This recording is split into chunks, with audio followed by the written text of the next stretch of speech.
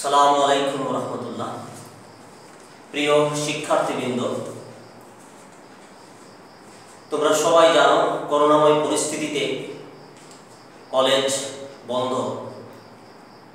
তো এই বন্ধের সময় শিক্ষা মন্ত্রণালয়ের একটা নির্দেশনা, তারই ধারাবাহিকতায় আমাদের কলেজের অধ্যক্ষ মহোদয় একটি চিঠি ইস্যু করেছেন, একটা নির্দেশনা দিয়েছেন অনলাইনের মাধ্যমে ক্লাস নেওয়ার জন্য। তারই ধারাবাহিকতায় প্রত্যেক বিভাগের শিক্ষকবৃন্দ ক্লাস দিবেন।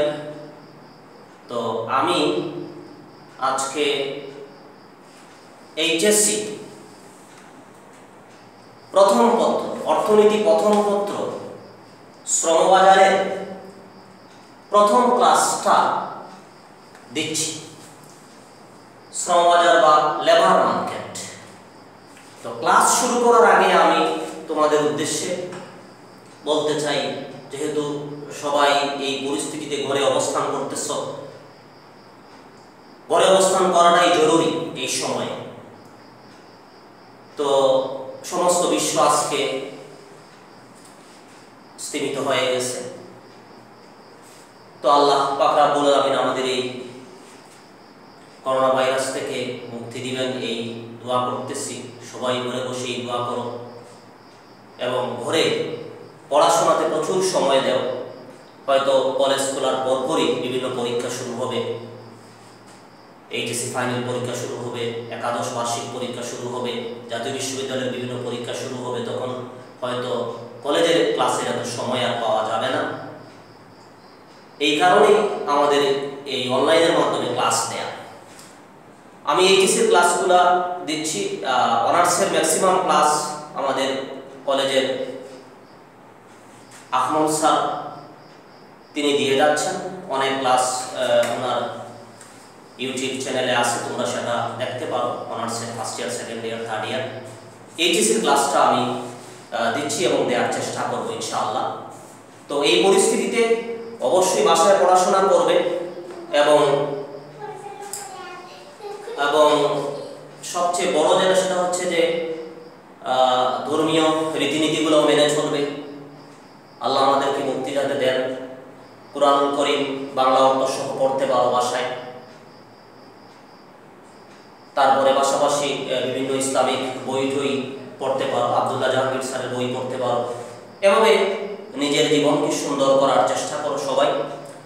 তো আর কথা না বাড়িয়ে আমরা শ্রমবাজারের ক্লাসটা আমরা শুরু করতেছি। তো শ্রমবাজারে এখানে দুইটা শব্দ ব্যবহার করা হয়েছে, একটা হচ্ছে শ্রম আর একটা হচ্ছে বাজার। প্রথমে শ্রম বলতে আমরা কি বুঝি? তো শ্রম কথাটা এর আগের চ্যাপ্টারে আমরা পেয়ে এসেছি। তৃতীয় অধ্যায়ে আমরা উৎপাদনের চারটা উপকরণ পড়েছি। একটা হচ্ছে ভূমি, আর একটা হচ্ছে শ্রম, আর একটা হচ্ছে মূলধন এবং সর্বশেষ সংগ্রহ। এই উৎপাদনের চারটা উপকরণের মধ্যে একটা উপকরণ হচ্ছে শ্রম বা লেবার। এই শ্রম বলতে আমরা কি বুঝি? উৎপাদন কাজে নিয়োজিত শারীরিক এবং মানসিক প্রচেষ্টাকে শ্রম বলা হয়। উৎপাদন কাজে নিয়োজিত শারীরিক এবং মানসিক প্রচেষ্টাকে কি বলা হয়? শ্রম বলা হয়। এই শ্রম উৎপাদনের একটা জীবন্ত উপকরণ। উৎপাদনের জীবন্ত উপকরণ। পরীক্ষা নৈব থেকে প্রশ্ন আসে, উৎপাদনের কোনটি জীবন্ত উপকরণ? শ্রম উৎপাদনের কি জীবন্ত উপকরণ।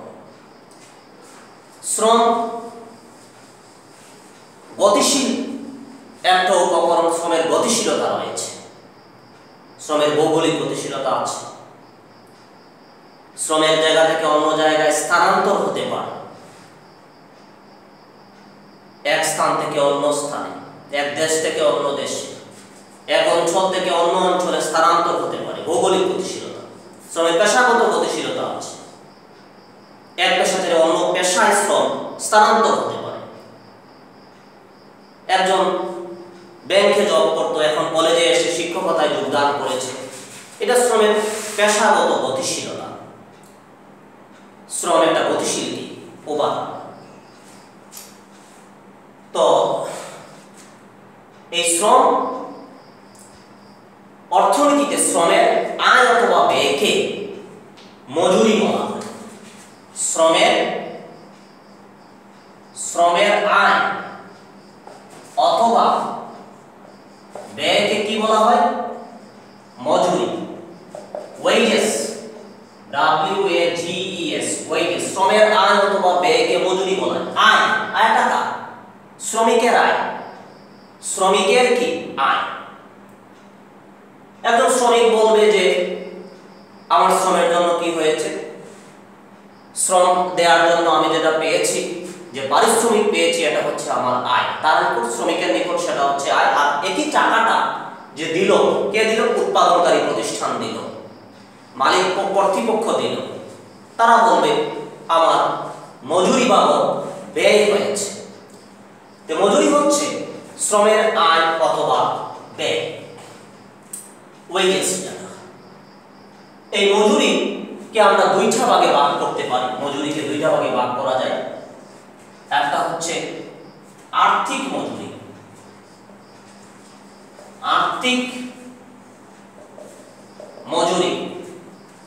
আর একটা হচ্ছে প্রকৃত মজুরি। আর্থিক মজুরি এবং প্রকৃত মজুরি। আর্থিক মজুরিকে আমরা ইংরেজিতে বলতে পারি নমিনাল ওয়েজেস, প্রকৃত মজুরিকে বলতে পারি রিয়েল ওয়েজেস, প্রকৃত মজুরি, রিয়েল ওয়েজেস। এবার আসেন আর্থিক মজুরি বলতে আমরা কি বুঝি, নমিনাল ওয়েজেসটা কি? আর্থিক মজুরি হচ্ছে একটা প্রতিষ্ঠান শ্রমিকদেরকে কাজের বিনিময়ে যে অর্থ প্রদান করে তাকে আর্থিক মজুরি বলা হয়। কাজের বিনিময়ে শ্রমিকের যে পারিশ্রমিক, এই পারিশ্রমিককে বলা হয় আর্থিক মজুরি। একজন শ্রমিক, মনে করো পলমন গ্রুপে, গার্মেন্টস গ্রুপ যেটা, সেখানে সে কাজ পেল। পলমন গ্রুপ তাকে ৫,০০০ টাকা বেতনে ১ মাসের জন্য নিয়োগ দিল, বা প্রতি মাস তাকে ৫,০০০ টাকা বেতন দিবে। এই বেতন ধার্য করে তাকে নিয়োগ দেওয়া হলো। এই ৫,০০০ টাকা হচ্ছে তার আর্থিক মজুরি, নমিনাল ওয়েজেস। কাজের বিনিময়ে যেটা দেওয়া হয় সেটা কি? সেটা হচ্ছে নমিনাল ওয়েজেস বা আর্থিক মজুরি। আর্থিক মজুরি খুবই সহজ একটা কনসেপ্ট, সহজ ধারণা। উৎপাদনকারী প্রতিষ্ঠান, মালিক কর্তৃপক্ষ শ্রমিকদেরকে কাজের বিনিময়ে যে পারিশ্রমিক প্রদান করে তাকে বলা হয় আর্থিক, নমিনাল ওয়েজেস।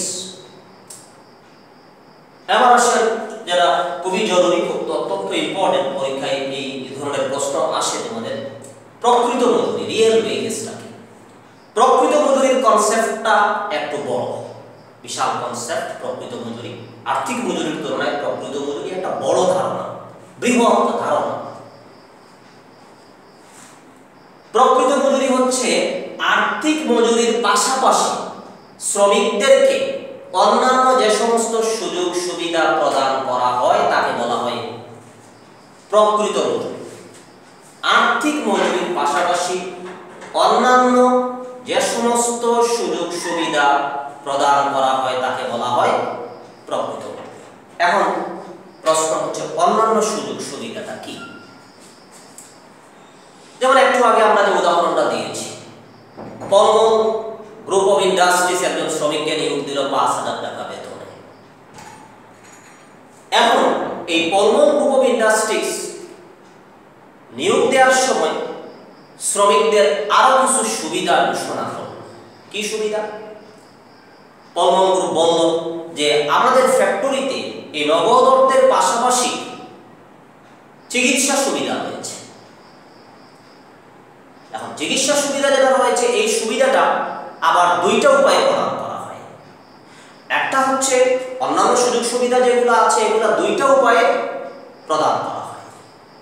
একটা হচ্ছে টাকার ভিত্তিতে, তাকে নগদ টাকা দেওয়া হয়, যেটাকে আমরা ভাতা বলি। যেমন চিকিৎসা ভাতা হিসেবে তাকে ৫০০ টাকা দিল পার মান্থ, যাতায়াত ভাতা হিসেবে দিতে পারে, বাড়ি ভাড়া ভাতা হিসেবে দিতে পারে। বা তার শ্রমিকের তার সন্তানের শিক্ষার জন্য এডুকেশন অ্যালাউন্স শিক্ষা ভাতা হিসেবে দিতে পারে, বা শ্রমিকের বাসা থেকে ফ্যাক্টরিতে আসার জন্য যাতায়াত ভাতা কনভেন্স অ্যালাউন্স হিসেবে টাকা দিতে পারে। তো এই যে সুবিধা দেয়া হয়, এই সুবিধা টাকার অঙ্কে পরিমাপযোগ্য হতে পারে, আবার টাকার অঙ্কে পরিমাপযোগ্য নাও হতে পারে। যেমন কি রকম? যেমন মনে করো যে সে চিকিৎসা সুবিধা হিসেবে এই ফ্যাক্টরিতে একজন ডাক্তার নিয়োগ করা হয়, বলা হলো যে তোমার যে কোনো সময় অসুস্থতার জন্য ডাক্তার তোমাকে ফ্রি চিকিৎসা দেবে। তো এখানে সে কত টাকার চিকিৎসা সুবিধা দিবে এটা টাকার অঙ্কে পরিমাপ করা যাচ্ছে না, তো এটাকে আমরা বলবো শুধুমাত্র চিকিৎসা সুবিধা, এখানে টাকার অঙ্কটা দেয়া নাই। তাহলে অন্যান্য সুবিধাগুলি টাকার অঙ্কে পরিমাপযোগ্য দেয়া থাকতে পারে। তোমাদের যে উদ্দীপক আসে পরীক্ষায়, এই উদ্দীপকে অনেক সময় দেখা যায় টাকার অঙ্কে দেয়া আছে, আবার অনেক সময় টাকার অঙ্কে দেয়া নাই। টাকার অঙ্কে দেয়া না থাকলেও প্রকৃত মজুরি বলার সময় এই সুবিধার কথাটা উল্লেখ করতে হবে যে এত টাকা এবং চিকিৎসা সুবিধা, যদি টাকার অঙ্কে পরিমাপযোগ্য টাকার অঙ্কে দেয়া না থাকে তাহলে এই কথাটা উল্লেখ করতে হবে যে কি কি সুবিধা দেয়া হচ্ছে তাকে টাকার অঙ্ক ছাড়া। চিকিৎসা সুবিধা হতে পারে, বা এমন হতে পারে যেমন তার কোম্পানির নিজস্ব গাড়ি থাকতে পারে, বলা হতে পারে যে শ্রমিকদেরকে বাড়ি থেকে কোম্পানির গাড়ি দিয়ে কি করবে, ফ্যাক্টরিতে নিয়ে আসবে। তো এখানে তো টাকা দেয়া হচ্ছে না, এটা গাড়ির সুবিধা, যানবাহন ফ্যাসিলিটিস তাকে দেয়া হচ্ছে। এরকম বিভিন্নভাবে এই প্রকৃত মজুরির সুবিধাটা দেয়া হয়। তাহলে প্রকৃত মজুরি বের করার রিয়েল ওয়েজেস, প্রকৃত মজুরি আমরা WR হিসেবে যদি প্রকাশ করি, প্রকৃত মজুরি রিয়েল ওয়েজেস, তাহলে আমরা বলতে পারি আর্থিক মজুরি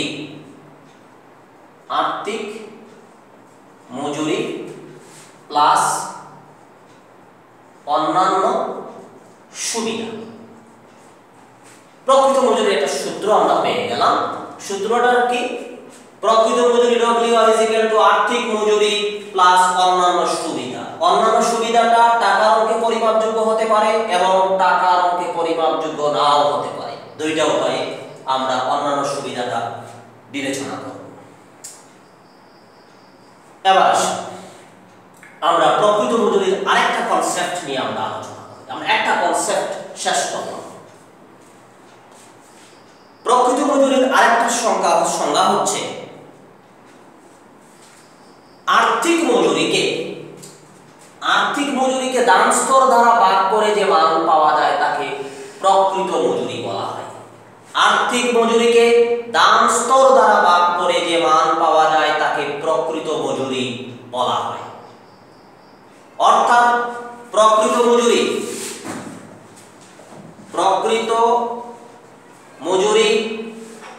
WR W/P। প্রকৃত মজুরি WR W/P। এখানে W হচ্ছে আর্থিক মজুরি, W হচ্ছে আর্থিক মজুরি। তারপরে P হচ্ছে দাম স্তর। তাহলে আর্থিক মজুরিকে দাম স্তর দ্বারা ভাগ করে যে মান পাওয়া যায় তার নাম হলো প্রকৃত মজুরি, রিয়েল ওয়েজেস। তাহলে প্রকৃত মজুরি দাম স্তরের উপর কি নির্ভরশীল। দুইজন ব্যক্তির আর্থিক মজুরি সমান, তাহলে দুইজনের প্রকৃত মজুরি সমান হবে কি? দুইজনের প্রকৃত মজুরি সমান নাও হতে পারে। কেন? কারণ এইটা নির্ভর করবে দাম স্তরের উপর। যেমন আমরা ধরি এ ব্যক্তি এবং বি দুইজন ব্যক্তি। মনে করো এ ব্যক্তির আয় হচ্ছে ৫,০০০ টাকা, বি ব্যক্তি তার আয় কত? তার আয় ৫,০০০ টাকা। দুইজন ব্যক্তির আয় সমান, এ ব্যক্তির আয় ৫,০০০, বি ব্যক্তির আয় কত? ৫,০০০ টাকা। কিন্তু এ ব্যক্তি যে এলাকায় বসবাস করে, মনে করো এ ব্যক্তি গ্রামে বসবাস করে,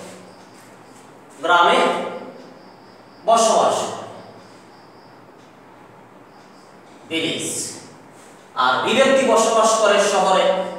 মৌলভীবাজার শহরে বসবাস করে। বললাম যে এখানে জীবনযাত্রার ব্যয় কি বেশি, সে দ্রব্য সামগ্রী বা সেবাকর্ম ভোগ করে তার দাম কি বেশি। আর এ ব্যক্তি যেখানে বসবাস করে গ্রামে, এখানে দ্রব্য সামগ্রীর দাম কম, দাম কম। ধরলাম প্রাইস অফ এ ব্যক্তির ক্ষেত্রে দাম স্তর হচ্ছে এখানে কম হবে, এটা আমরা 10 ধরলাম। আর বি ব্যক্তি যেখানে বসবাস করে এখানে দাম স্তরটা কি বেশি, $50 দাম বেশি। তাহলে প্রকৃত মজুরি, এ ব্যক্তির ক্ষেত্রে প্রকৃত মজুরি কি হবে? এ ব্যক্তির প্রকৃত মজুরি হবে, এই যে আর্থিক মজুরি জায়গায় কত বসাবো, এ ব্যক্তির আর্থিক মজুরি কত, 5000 টাকা। দাম স্তর কত, 10। তাহলে কত, 5 × 10 = 50, 500। প্রকৃত মজুরি কত, 500। বিব্যক্তির প্রকৃত মজুরি কত, বিব্যক্তির প্রকৃত মজুরিটা হচ্ছে WR = বিব্যক্তির আয় কত, আয় তো দুজনই একই আয়, 5000 টাকা। আর্থিক মজুরির জায়গায় কত বসালাম, 5000 টাকা বসালাম। দাম স্তর পি, পি এর মান কত বিব্যক্তির, বিব্যক্তি শহরে বসবাস করে, টাউনে বসবাস করে, বিব্যক্তির দাম স্তর বেশি। আমরা ধরলাম শহরে দাম স্তর বেশি, জিনিসপত্রের দাম স্তর বেশি। গ্রামে যে বসবাস করে, যদি বাসা ভাড়া যদি এখানে 500 টাকা হয়, শহরে বাসা ভাড়া হবে 2000 টাকা, জিনিসপত্রের দাম বেশি। তাহলে কত, 50, 100। তার মানে আমরা দেখলাম এ ব্যক্তি এবং বি ব্যক্তির আর্থিক মজুরি সমান হলেও প্রকৃত মজুরি সমান নয়। এ ব্যক্তির প্রকৃত মজুরি 500, বি ব্যক্তির প্রকৃত মজুরি 100। বি ব্যক্তির প্রকৃত মজুরি কম, যে ব্যক্তি গ্রামে যে ব্যক্তি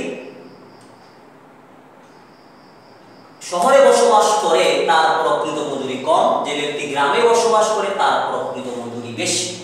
তার মানে কি, তার মানে আমরা একটা সিদ্ধান্তে উপনীত হলাম। সিদ্ধান্তটা হচ্ছে দাম স্তর যদি কম হয়, দাম স্তর যদি কি হয়, কম হয়, আর্থিক মজুরি স্থির থাকা অবস্থায় দাম স্তর যদি হ্রাস পায়,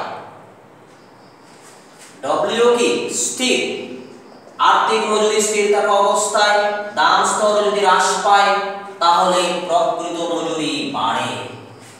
একথা তোমাদের ক্লাসে বারবার বলেছি, ম্যাথমেটিক্যাল টার্মস বোঝাতে গিয়ে যে উপরে যেটা আছে, এটার নাম হচ্ছে লব, নিচে যেটা আছে এটার নাম হচ্ছে হর।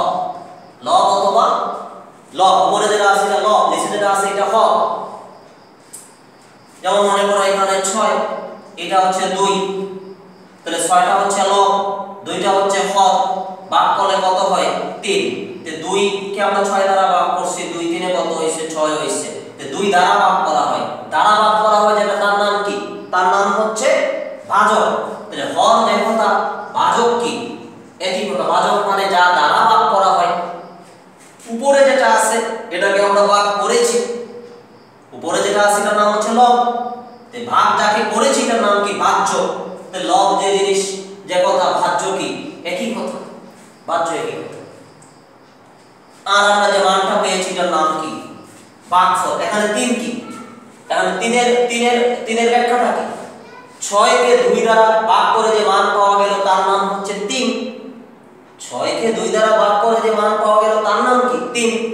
তাহলে এই 3টা হচ্ছে ভাগফল, 3টা হচ্ছে কি, ভাগফল। এই যে ভাগফল মানে ভগ্নাংশের দুইটার অনুপাতের মান যেটা, এই মানটা এখানে বৃদ্ধি পেয়েছে। কেন বৃদ্ধি পেয়েছে, এই যে দাম কম। এর মানে মনে রাখতে হবে, একটা সূত্র মনে রাখতে হবে, হরের মান যদি কমে ভগ্নাংশের মানটা বাড়ে। হরের মান কমলে ভগ্নাংশের মান কি হয়, বাড়ে। হরের মান কমলে, যেমন এখানে 10, 5 কত, 5 × 10, 10 2 কত, 5। হরের মান কমছে, হরের মান কমার কারণে ভগ্নাংশের মান কি হয়েছে? বৃদ্ধি পেয়েছে, 2 থেকে 5 হয়েছে। হরের সাথে ভগ্নাংশের মানের বিপরীত সম্পর্ক। আবার লবের সাথে ভগ্নাংশের মানের প্রত্যক্ষ সম্পর্ক। লব বাড়লে খুবই জরুরি, এই সূত্রগুলো অত্যন্ত জরুরি। লব বাড়লে ভগ্নাংশের মান কি হয়? ভগ্নাংশের মান বাড়ে। লব বাড়লে ভগ্নাংশের মান বাড়ে। লব যদি কমে ভগ্নাংশের মান কি হবে? কমবে। তো লবের সাথে ভগ্নাংশের মানের প্রত্যক্ষ সম্পর্ক। প্রত্যক্ষ সম্পর্ক মানে কি? বারবার তোমাদের ক্লাসে বলেছি, প্রত্যক্ষ সম্পর্ক মানে হচ্ছে বাড়লে বাড়ে, কমলে কমে। প্রত্যক্ষ সম্পর্ক বাড়লে বাড়ে, কমলে কমে। একইমুখী সম্পর্ক, সমমুখী সম্পর্ক। আর হরের সাথে ভগ্নাংশের মানের বিপরীত সম্পর্ক। এই যে হর কমলে ভগ্নাংশের মান বাড়ে, হর বাড়লে ভগ্নাংশের মান কমে, বিপরীত সম্পর্ক অথবা পরোক্ষ সম্পর্ক, ইনভার্স রিলেশন। তো আমরা এখানে দেখতে পেয়েছি যে ডব্লিউ স্থির, কন্ডিশন হচ্ছে লবের মান কি? স্থির, ডব্লিউ স্থির। দাম স্তর কি হয়েছে? হ্রাস পেয়েছে। প্রকৃত মজুরি কি হবে? বাড়বে। প্রকৃত মজুরি বাড়বে, প্রকৃত মজুরি বাড়বে। তাহলে দাম স্তর যদি বাড়ে তাহলে প্রকৃত মজুরি কি হবে? হ্রাস পাবে। আর্থিক মজুরি স্থির অবস্থায়, দাম স্তরের সাথে প্রকৃত মজুরির বিপরীত সম্পর্ক। এখন তোমাদের কোন উদ্দীপকে কোন সৃজনশীল প্রশ্নতে বা নৈবত্তিক প্রশ্নতে তোমাদের বলে দেওয়া হলো যে একজন শ্রমিকের প্রকৃত মজুরি 100 টাকা, একজন শ্রমিকের আর্থিক মজুরি কত? আর্থিক মজুরি 100 টাকা, এবং সে যদি দ্রব্য সামগ্রী বুক করে তার গড় দাম স্তর, অথবা দাম স্তর দিল, দাম স্তর দিয়ে বলল 10 টাকা, ওই শ্রমিকের প্রকৃত মজুরি কত? তখন আমরা এই সূত্রটা ব্যবহার করব। আমরা প্রথমে যে সূত্রটা ব্যবহার করেছি এই সূত্র দিয়ে এখানে হবে না, কারণ এখানে অন্যান্য কোনো সুযোগ সুবিধা দেয়া নাই প্রশ্নতে। আমরা এই প্রশ্নটা আনসার দেওয়ার জন্য অবশ্যই এই সূত্রটা ব্যবহার করতে হবে, W/P।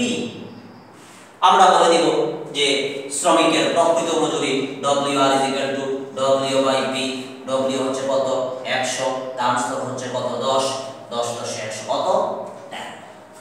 রিয়েল ওয়েজেস, প্রকৃত মজুরি হচ্ছে 10। তাহলে আমরা একটা সিদ্ধান্তে উপনীত হলাম যে প্রকৃত মজুরি দাম স্তর দ্বারা প্রভাবিত হয়। আর্থিক মজুরি স্থির অবস্থায়, দাম স্তর বৃদ্ধি পেলে প্রকৃত মজুরি হ্রাস পায়, দাম স্তর হ্রাস পেলে প্রকৃত মজুরি বৃদ্ধি পায়। এবার আসো আমরা প্রকৃত মজুরির আরেকটু গভীরে যাওয়ার চেষ্টা করি।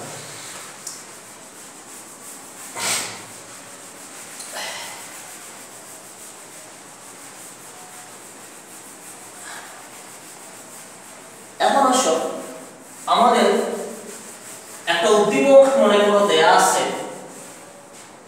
উদ্দীপকটা হচ্ছে যে একজন শ্রমিক একটা প্রতিষ্ঠানে 5000 টাকা মজুরিতে সে নিয়োগ পেল। পাশাপাশি এই উদ্দীপকে অন্যান্য বিভিন্ন সুযোগ সুবিধা দেয়া আছে। অন্যান্য সুযোগ সুবিধার ভিতরে টাকার অঙ্কে পরিমাপযোগ্য মানও দেয়া আছে, টাকার অঙ্ক ছাড়াও মান দেয়া আছে, এবং দাম স্তর দেয়া আছে, সব দেয়া আছে। তখন আমরা কিভাবে প্রকৃত মজুরিটা বের করব? প্রকৃত মজুরিটা আমরা কিভাবে ক্যালকুলেশন করব? সব মানগুলো দেয়া। তাহলে প্রকৃত মজুরি বের করার পূর্ণাঙ্গ সূত্রটা আমি দিচ্ছি। প্রকৃত মজুরি বের করার কমপ্লিট পূর্ণাঙ্গ সূত্র। প্রকৃত মজুরি WR=W plus AB divided by P plus C। প্রকৃত মজুরি WR=W plus AB divided by P plus C। প্রকৃত মজুরি বের করার পূর্ণাঙ্গ সূত্র।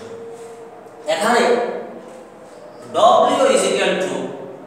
আর্থিক মজুরি, যেটা আমরা আগে পড়লাম, নমিনাল ওয়েজেস, যেটা আর্থিক মজুরি, আর্থিক পারিশ্রমিক বিনিময়ে যেটা মান্থলি প্রদান করে। এটা মান্থলি হতে পারে, ডেইলি হতে পারে, যেখানে যেভাবে ক্যালকুলেশন করা হয়, সাপ্তাহিক হতে পারে, অনেক দেশে সাপ্তাহিক পেমেন্ট করা হয়।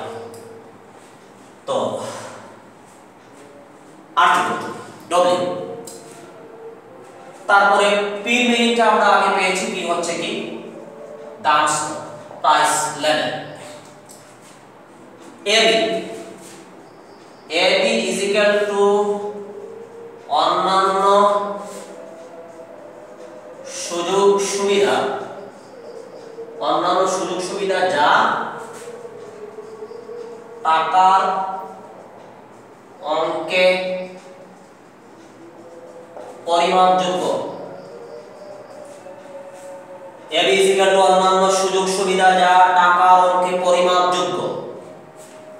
এবি ইজ ইকুয়াল টু অন্যান্য সুযোগ সুবিধা যা টাকার অঙ্কে পরিমাপযোগ্য। সি, সি অন্যান্য সুযোগ সুবিধা, এটা আমি লিখলাম না, অন্যান্য সুযোগ সুবিধা যা টাকা অঙ্কে পরিমাপযোগ্য নয়, নয়, যা টাকা অঙ্কে পরিমাপযোগ্য নয়। সি হচ্ছে অন্যান্য সুযোগ সুবিধা, অন্যান্য সুযোগ সুবিধা যা টাকা অঙ্কে পরিমাপযোগ্য নয়, সি। তো এই হয়ে গেল আমাদের প্রকৃত মজুরির সূত্র। আমরা ডব্লিউ এর মিনিং দিলাম, এটা নমিনাল ওয়েজেস আর্থিক মজুরি। এবি অন্যান্য সুযোগ সুবিধা যা টাকা অঙ্কে পরিমাপযোগ্য। পি হচ্ছে দাম স্তর, সি হচ্ছে অন্যান্য সুযোগ সুবিধা যা টাকা অঙ্কে পরিমাপযোগ্য নয়। এখন আসো আমরা একটা সৃজনশীল প্রশ্ন আমরা একটু সলভ করার চেষ্টা করব। সৃজনশীল প্রশ্ন পরীক্ষায় যে প্রশ্নটা প্রায়শই আসে, বিভিন্ন বোর্ডে এই ধরনের প্রশ্ন পরীক্ষায় আসে। আমরা এরকম একটা প্রশ্ন নিচ্ছি, আমরা যে কোনো একটা কোম্পানি, মনে করো একজন শ্রমিককে নিয়োগ দিল, বেতন হচ্ছে মনে করো ৫,০০০ টাকা বেতনে একজন শ্রমিককে নিয়োগ দেওয়া হবে। পাশাপাশি ওই প্রতিষ্ঠান শ্রমিককে এই ৫,০০০ টাকা বেতনের পাশাপাশি ওই প্রতিষ্ঠান শ্রমিককে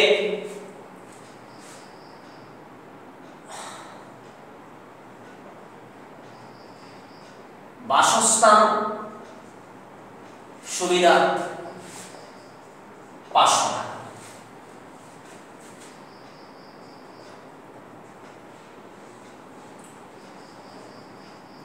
চিকিৎসা সুবিধা ৩০০ টাকা। চিকিৎসা সুবিধা কত? ৩০০ টাকা। শিক্ষা ভাতা ২০০ টাকা প্রদান করে এবং কোম্পানির গাড়ি শ্রমিককে তার বাসস্থান থেকে ফ্যাক্টরিতে নিয়ে আসে। এখানে বলা নাই কত টাকার সুবিধা পায়। কি বলা আছে?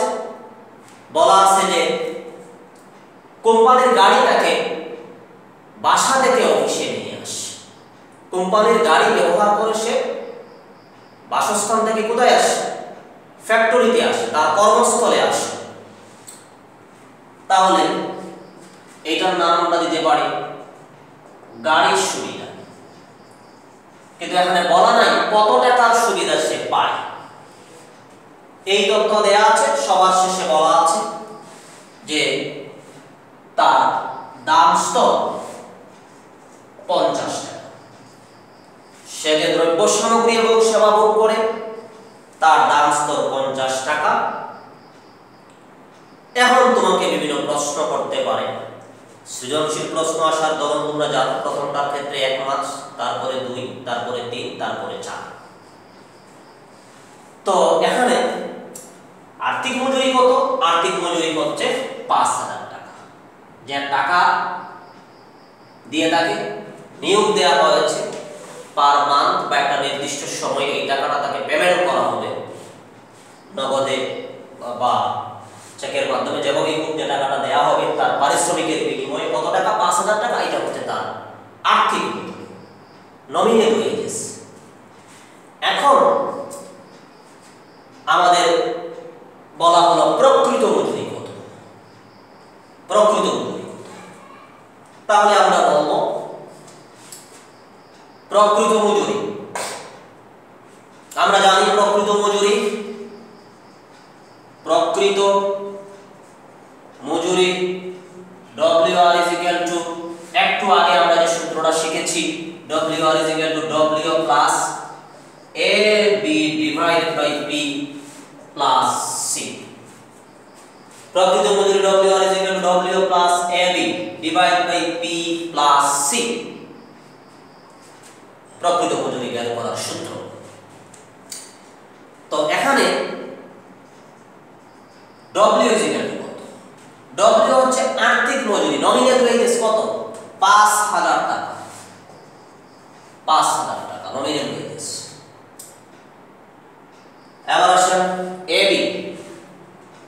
AB এর মিনিটটা আমরা বলেছিলাম, AB হচ্ছে অন্যান্য সুযোগ সুবিধা যা টাকার অঙ্কে পরিমাপযোগ্য। টাকার অঙ্কে পরিমাপযোগ্য সুবিধা আমাদের উদ্দীপকে কয়টা দেয়া আছে? 1টা, 2টা, 3টা দেয়া আছে। বাসস্থান সুবিধা, অ্যাকোমোডেশন ফ্যাসিলিটি, যেটা টাকার অঙ্কে পরিমাপযোগ্য কত? 500 টাকা। Plus medical facility, medical allowance হিসেবে কত দেয়া আছে? 300 টাকা। Medical facility. শিক্ষা ভাতা, এডুকেশন অ্যালাউন্স, শিক্ষা ভাতা হিসেবে তাকে আরো 200 টাকা দেয়া হবে। এটা হচ্ছে অন্যান্য সুযোগ সুবিধার ভিতরে চলে আসলো, যেগুলো টাকার অঙ্কে পরিমাপযোগ্য। তাহলে AB এর মান কত হবে? 500, 300, 800 আর 200, 1000। 1000 হয়ে গেল AB এর মান। এবার আসো P। P হচ্ছে দাম স্তর। দাম স্তর হচ্ছে 50 টাকা। 50 টাকা দাম স্তর। C, সিটা, এই সি হচ্ছে মিনিং যেটা আমরা পড়ে এসেছি, সিটার মিনিং হচ্ছে অন্যান্য সুযোগ সুবিধা যা টাকার অঙ্কে পরিমাপযোগ্য নয়। এখন এই সূত্রতে তোমরা সি ব্যবহার করতে পারো যদি সির মানটা দেয়া থাকে উদ্দীপকে, যেমন সির মান উদ্দীপকে দেয়া আছে, গাড়ির সুবিধার কথাটা বলা আছে, তাহলে সিটা সূত্রে লিখতে হবে। এখন যদি উদ্দীপকটা এমন হয়, উদ্দীপকটা যদি এমন হয় যে এখানে কোনো অন্যান্য সুযোগ সুবিধা সবই টাকার অঙ্কে দেয়া, টাকার অঙ্ক ছাড়া কোনো তথ্য নাই, তাহলে সূত্রে সি ব্যবহার না করলেও চলবে। আর যদি কেউ সূত্রতে সিটা ব্যবহার করো, তাহলে সির মানটা কি হবে? 0 হবে। যদি টাকার অঙ্ক ছাড়া যদি কোনো তথ্য দেয়া না থাকে উদ্দীপকে, তাহলে সি লিখলে কি দিতে হবে? 0 দিতে হবে। আর সি যদি কেউ না লিখো, শুধুমাত্র WR is equal to W plus AB divided by P লেখো, তাহলে চলবে। কিন্তু মনে রাখতে হবে যদি টাকার অঙ্কে ছাড়া কোনো তথ্য উদ্দীপকে দেয়া থাকে, তাহলে লিখতে হবে, কারণ এটা প্রকৃত মজুরির অংশ, এটাকে ছাড়া যাবে না, এটা ছেড়ে আনসারটা দেয়া যাবে না। তাহলে সি হচ্ছে এখানে গাড়ি সুবিধা, গাড়ি সুবিধা, ট্রান্সপোর্ট ফ্যাসিলিটি, ট্রান্সপোর্ট ফ্যাসিলিটি, গাড়ি সুবিধা। এখন আসো আমরা এই মানগুলা, এটাকে সমীকরণ দেয়া যায়, সমীকরণ দিলে হবে, না দিলেও চলবে। এই মানগুলো আমরা উপরোক্ত মানগুলি 1 নং সমীকরণে বসিয়ে পাই, উপরোক্ত মানগুলি 1 নং সমীকরণে বসিয়ে পাই। আমরা মানগুলো বসাই,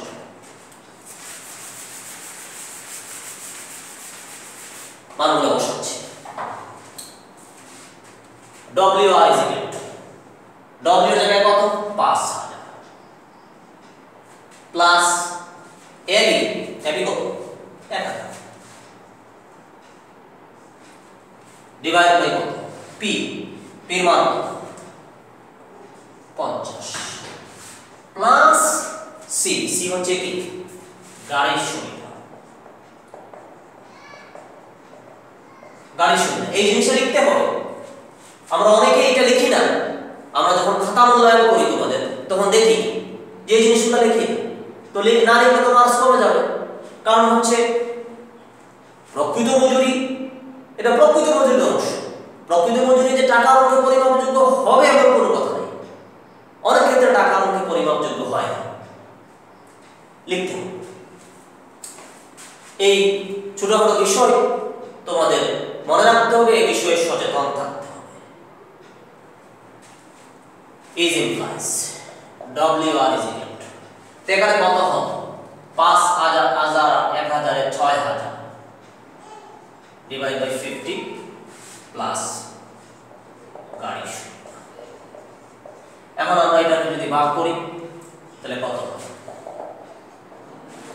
এটা তো কাটা গেল 5 কে 5 10 5 তো গুণা 10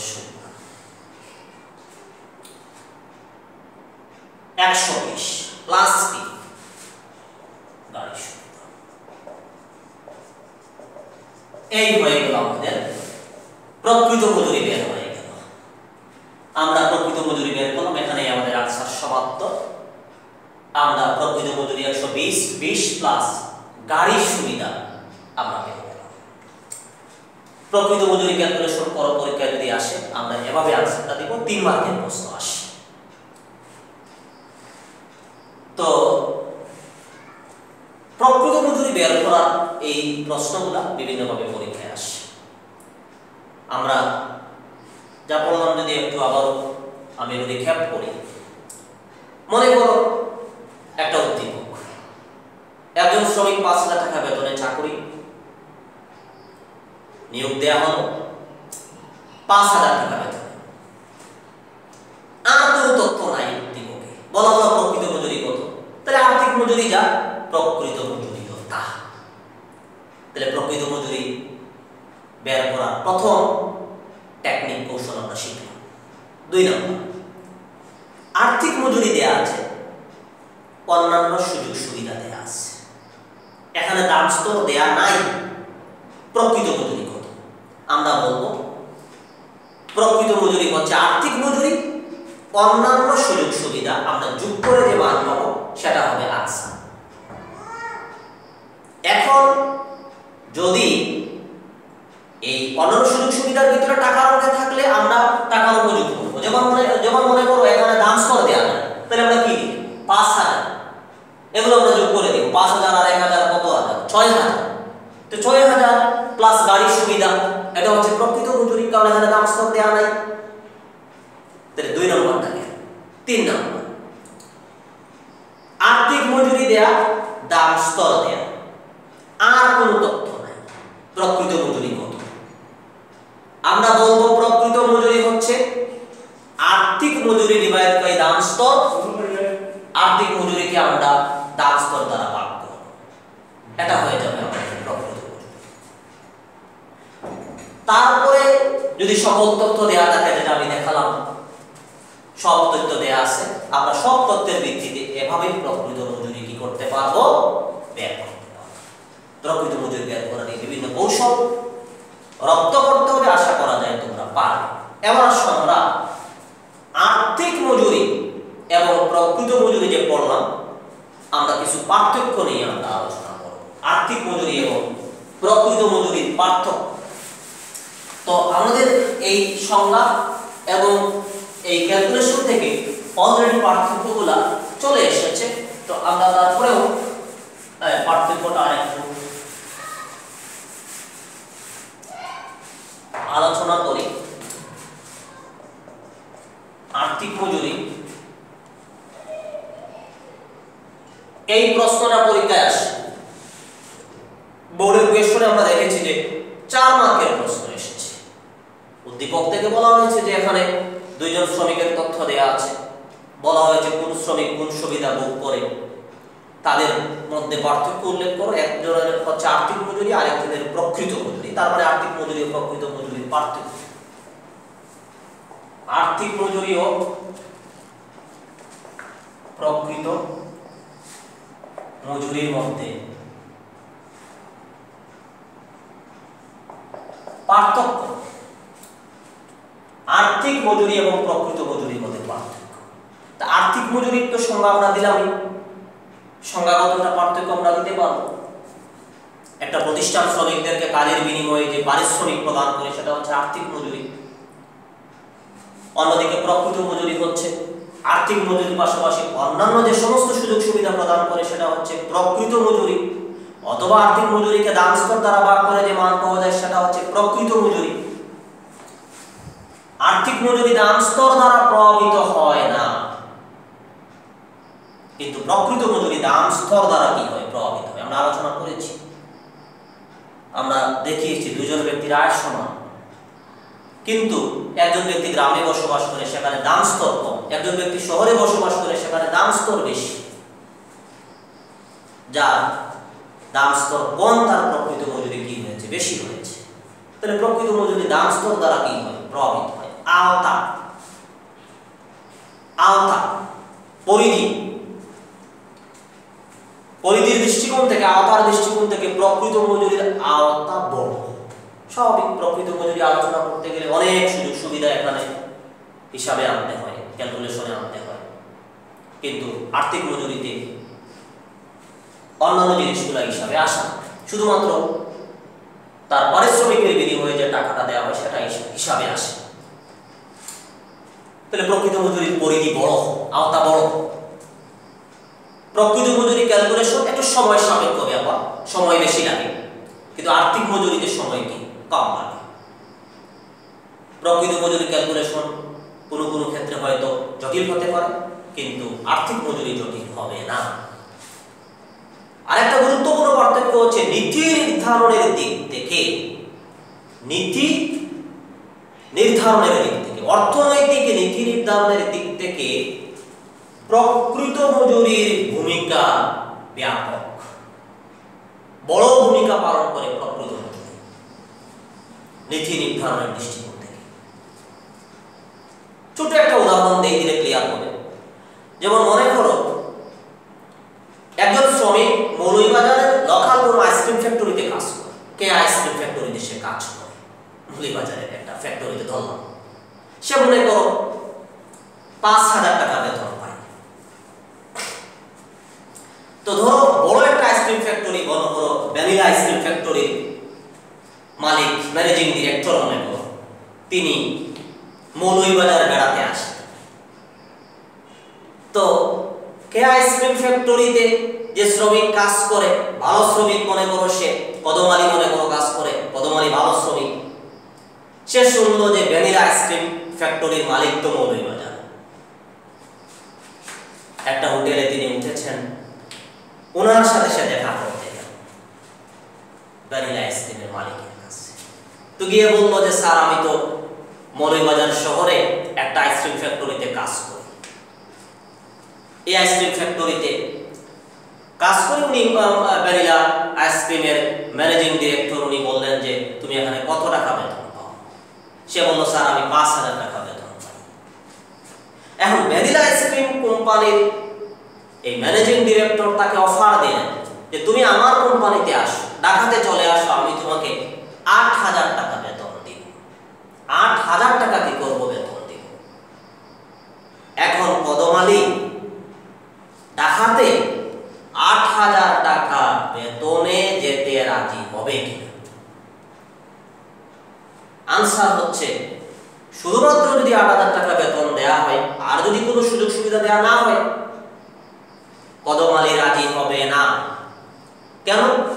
কদমালি ভাববে যে আমি যদি ঢাকাতে যাই, মাসে একবার অথবা ২বার যদি মৌলভীবাজার আসতে হয়, তাহলে হানিফকে দিয়ে দিতে হবে ৫০০-৫০০-১,০০০ টাকা। তারপরে এখানে হয়তো আমি কি আছি, আমার নিজ বাড়ি থেকে অফিস করতেছি, ফ্যাক্টরিতে আসতেছি। এখানে অ্যাকোমোডেশন, বাসা ভাড়া দিতে হচ্ছে না। ঢাকাতে যদি থাকি কোনো জায়গায়, ২,০০০-এর কম তো আর বাসা ভাড়া, রুম ভাড়া পাওয়া যাবে না। একটা রুম নিলে তো ২,০০০ টাকা লাগবে মিনিমাম। তাহলে সে ভাবে আমার সব টাকা তো পথেই চলে যাবে। তাহলে সে ভ্যানিলা আইসক্রিমে জয়েন করার সিদ্ধান্ত নিল না। কেন নিল না? তার তো নগদ টাকা বেশি, এখানে পাচ্ছে 5,000, এখানে সে 8,000 টাকা পাবে, আর্থিক মজুরি বেশি পাবে। তারপরেও সে সিদ্ধান্ত নিল না। কেন সিদ্ধান্ত নিল না? এই কারণে এই যে বাস করার কথা বললাম, বাসস্থানের কথা বললাম, এগুলা কিসের অংশ? এগুলা প্রকৃত মজুরির অংশ। তাহলে নীতি নির্ধারণের দৃষ্টিভঙ্গি থেকে যদি আমরা বিচার করি, তাহলে সে যে সিদ্ধান্ত নিল প্রকৃত মজুরির বিষয়গুলো সে বিবেচনায় এনেছে। আর্থিক মজুরি বেশি দেখেই সে সিদ্ধান্ত নেয় নাই। তাহলে নীতি নির্ধারণের দৃষ্টিকোণ থেকে প্রকৃত মজুরির ভূমিকা বেশি, প্রকৃত মজুরির ভূমিকা বেশি, আর্থিক মজুরির ভূমিকাটা কম। তো শ্রমবাজারের শ্রম কেন্দ্রিক সকল বক্তব্য আমি পেশ করলাম। তোমরা একাধিক বই নিয়ে একটু ঘাটাঘাটি করে পড়াশোনা করো। একথা বারবার বলেছি যে একটা বই সাফিসিয়েন্ট না, কয়েকটা বই মিলে পড়াশোনা করো। আশা করা যায় যে আর্থিক মজুরি এবং প্রকৃত মজুরির ভিতরে যে প্রশ্নগুলো পরীক্ষায় থাকবে সেগুলো তোমরা পারবে। তো তোমাদের সবার পড়াশোনা ভালো হোক, এই দোয়া মহান আল্লাহ পাক রব্বুল আলামিনের কাছে আমি করি। আমার জন্য দোয়া রাখবে। আমি পরবর্তীতে আরো ক্লাস নেওয়ার চেষ্টা করব ইনশাআল্লাহুল আজিজ। আজকে বিদায় নিচ্ছি। আল্লাহ হাফেজ। সালাম।